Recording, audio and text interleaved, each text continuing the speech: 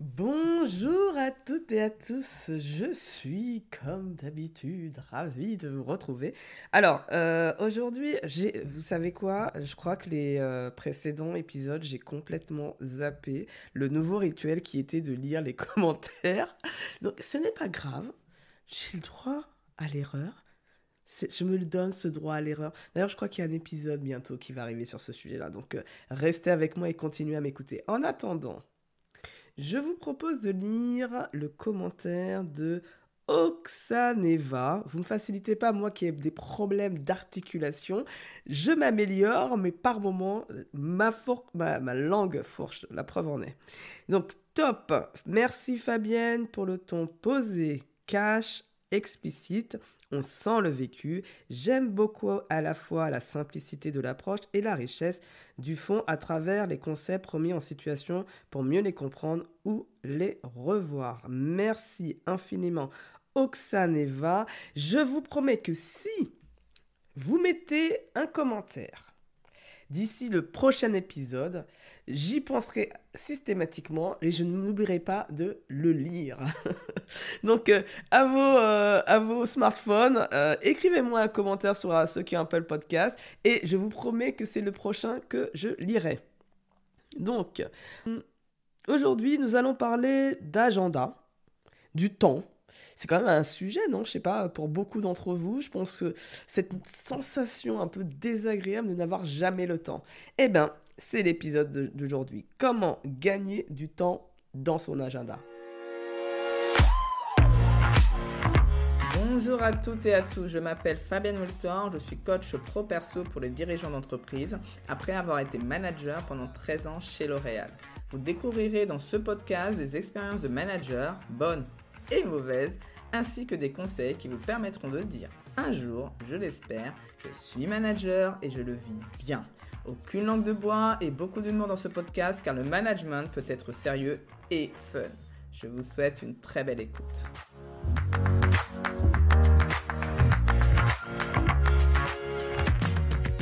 La gestion du temps, vous allez trouver plein de choses sur Internet, plein de personnes en parlent, il y a des gens qui sont même spécialisés dans l'organisation. Moi, je vais mélanger un petit peu ce que j'ai mis en place, surtout en fait, au final, parce qu'il y a eu différentes phases. Dans ma gestion du temps et je ne vais pas arriver directement à ce à quoi je suis arrivé aujourd'hui où je maîtrise le temps, alors parce que aussi je suis entrepreneuse donc c'est plus facile on va dire de gérer son temps. Néanmoins je vais vous donner la première brique que j'ai mise en place et qui m'a déjà redonné du souffle, redonné de la respiration pour mieux vivre ma vie. Pourquoi? Quand je suis arrivée à un certain moment de ma vie, alors surtout, c'est quand même très lié avec les enfants, on va pas se mentir, ma vie ne ressemblait qu'à une succession de tâches infinies qui ne s'arrêtaient jamais. Le matin, je me réveillais et de toute façon, je savais qu'au moment où j'ouvrais mes yeux, et du moment que j'allais fermer mes yeux, j'allais être dans une sorte de machine à laver qui ne s'arrêterait jamais. Et j'avais cette sensation même de subir ma vie, de tout le temps dans une quête de quelque chose, de rattraper le temps en plus, perdu, alors comme si on pouvait le rattraper. Et donc, en fait, clairement, j'ai appris à gérer mon temps en faisant toutes les recherches que j'ai faites pour connaître des astuces, comme vous êtes certainement en train de faire. Et puis, j'ai commencé à tester et à voir ce qui m'allait pas. Le développement personnel est passé par là. Et vous allez voir aussi que la conscience de soi est quand même importante pour pouvoir vraiment savoir gérer son temps, puisque, encore une fois, cela dépend de chacun. Mais bon, prenez ce que vous avez envie de prendre, jetez ce qui ne vous parle pas, et c'est ok, et c'est comme ça qu'on avance. Donc moi, l'idée, c'est vraiment d'essayer de vous donner comment je gère le temps et comment ça se passe chez moi. Donc, juste pour savoir les bénéfices, très très important de connaître les bénéfices du fait de gérer son temps. Je cours moins. J'ai plus de satisfaction à la fin de la journée. Je suis plus sereine. J'ai la sensation d'avoir plus de temps parce que j'ai l'impression que je réalise plus d'actions. Et surtout, Pour moi, le plus important est que j'ai du temps pour réaliser des activités qui me donnent de la joie.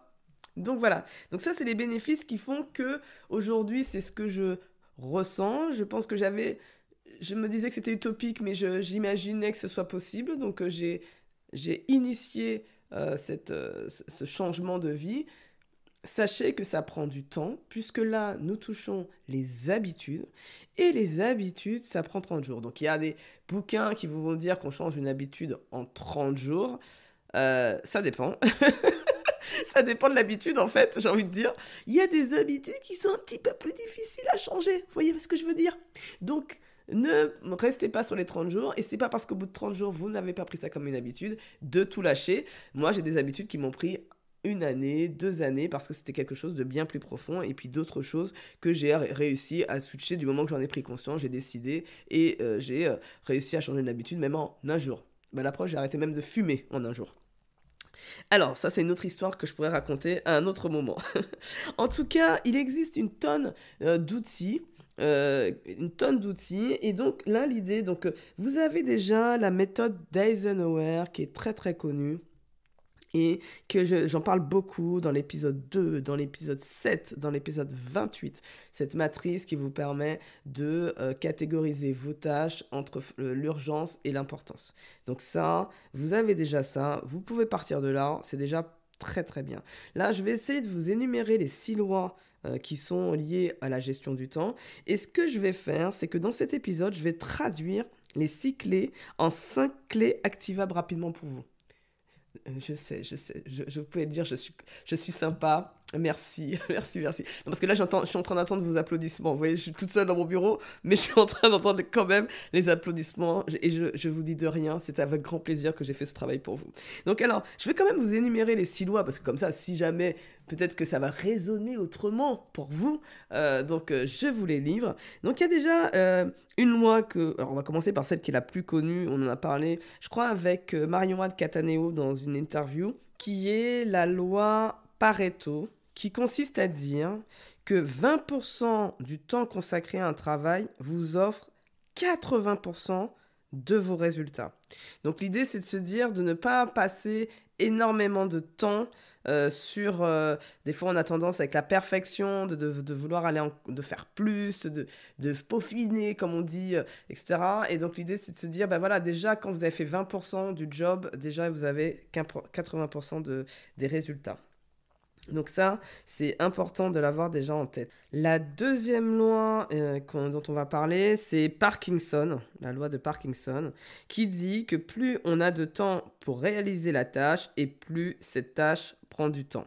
Vous allez comprendre que l'idée, c'est de se dire, si vous mettez 2 heures, votre tâche va prendre 2 heures. Si vous mettez une demi-heure, votre tâche va prendre une demi-heure. Donc c'est vous qui décidez le temps que vous voulez allouer à cette tâche et votre cerveau va trouver le moyen de réaliser la tâche en ce temps donné.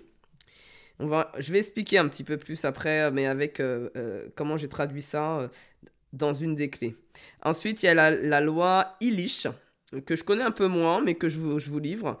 Au-delà d'un certain seuil de travail, l'efficacité décroît. Moi, je l'avais utilisé de manière, on va dire, de bon sens. Mais il y a une loi qui s'appelle Illich, donc I2LICH, qui dit cette phrase, qu'au-delà d'un certain seuil de travail, l'efficacité décroît. Ensuite, il y a une autre loi qui est la loi Carson. Faire un travail de façon continue prend moins de temps que de le faire en plusieurs fois. C'est un sujet dont j'ai beaucoup parlé, la multitâche versus la monotâche. Donc ça aussi, je l'ai traduit par une façon de travailler qui est un petit peu différente. Il y a la loi Fraisse, qui est F-R-A-I-2-S-E. 1 heure n'est pas toujours égale à 1 heure. Alors j'avoue que celle-là est très philosophique. J'avoue que celle-là... oui et non, bon je sais pas, j'ai un peu moins d'affinité, mais peut-être qu'elle va vous parler, donc c'est pour ça que je vous la livre, parce que probablement elle peut résonner pour vous. Et puis la 6e loi dont je n'ai pas encore parlé, c'est la loi de Murphy. Toute cause prend plus de temps que l'on avait prévu. Toute chose, pardon, qu'est-ce que je raconte quand je dis que j'ai un problème d'articulation. Toute chose prend plus de temps que l'on avait prévu. Donc maintenant qu'on a dit ça, et qu'on a ces fameuses 6 lois, plus petite matrice d'Eisenhower que j'adore particulièrement, eh ben, nous allons traduire ça en 5 clés activables dès demain. Vous voyez, ça fait un peu market, non? Un peu marketing, je sais pas. Je sens que je commence à progresser, j'ai l'impression. Je pourrais peut-être vendre des choses demain. Bon, bref, en tout cas, en attendant, je reste podcasteuse et je suis avec vous. Alors, la première chose, c'est être capable de savoir, en fait, de savoir évaluer le temps que prend une tâche. Donc l'idée, c'est de se dire d'être aussi bienveillant vis-à-vis de soi et très indulgent, parce que cette évaluation n'est pas si facile que ça. Elle nécessite de l'avoir faite plusieurs fois. La première fois que vous faites une tâche, vous avez de grandes chances de complètement vous foirer sur le temps que ça devait prendre. En revanche, si vous avez du mal à chaque fois vous voyez que vous prenez du temps, prenez un minuteur et vous minutez le temps que ça prend. Moi, je l'ai fait, par exemple, pour le podcast. Parce qu'à un moment donné, je me suis dit, mais c'est hyper chronophage. J'ai l'impression que je passe plein de temps dessus. Combien de temps réellement ça me prend? Et je me suis aperçu que pour un épisode, je prenais une journée. Donc là, quand j'ai vu une journée, j'ai ah, oh là, ça fait un peu beaucoup une journée. J'ai des clients, je dois préparer l'avenir, j'ai des choses à créer. Donc voilà, c'est un petit peu compliqué. Et donc j'ai travaillé avec les autres clés dont je vais vous parler et pour arriver à tout compris 3 heures pour un épisode. Donc ça, si je n'avais pas fait l'exercice de me minuter, je n'aurais pas su. Mais sachez que ça demande justement, il faut savoir évaluer et ajuster jusqu'à ce que le timing soit le bon pour vous déjà et ce qui est attendu. Donc si jamais ce n'est pas le cas, c'est de revoir le process pour pouvoir diminuer. Mais déjà, apprenez la première clé, à savoir évaluer une tâche, ce qui n'est pas forcément facile, et acceptez aussi qu'au début, vous avez sous-évalué ou surévalué et ajusté en fonction. La deuxième clé est de planifier 3 priorités max par jour. En attendant, je sais pas, on a l'impression que, je sais pas, que le temps il va devenir élastique tout d'un coup. Et je sais pas pourquoi on se met 5 ou 6 choses à faire dans une journée. Mais ce n'est pas possible. Je vous le dis. Donc arrêtez de faire ça, ça ne sert à rien. Réfléchissez aux 3 priorités. Même si vous arrivez... Alors il y en a qui mettent une, pour vous dire. Quand ils se mettent une, ils sont déjà contents. 3 priorités, parce que ça dépend de l'ampleur de la tâche. Donc n'oubliez pas de diviser en plusieurs petits morceaux si c'est un gros pavé, ou de mettre qu'une seule priorité si elle est équivalente à 3 par exemple. On ajuste, c'est du bon sens, on ajuste, mais l'idée c'est de se dire qu'il y a max 3 priorités par jour, et surtout en amont, au début de sa journée, de se dire qu'on élimine toutes les tâches à non-valeur ajoutée. Il y a des choses qui vont rien se passer en fait quand vous éliminez certains trucs, ou que vous faites un peu de loi Pareto, où vous arrêtez à un certain moment de la tâche parce que vous estimez que vous obtenez le plus grand résultat déjà avec tout ça. Je pense que ça vaut le coup de se poser chaque début de journée pour planifier ses priorités et surtout réaliser en priorité ces fameuses 20% de tâches qui vous donnent 80% de résultats. La troisième clé est de planifier des séquences de temps par type de tâche et de vous assurer de finir dans le timing que vous avez décidé.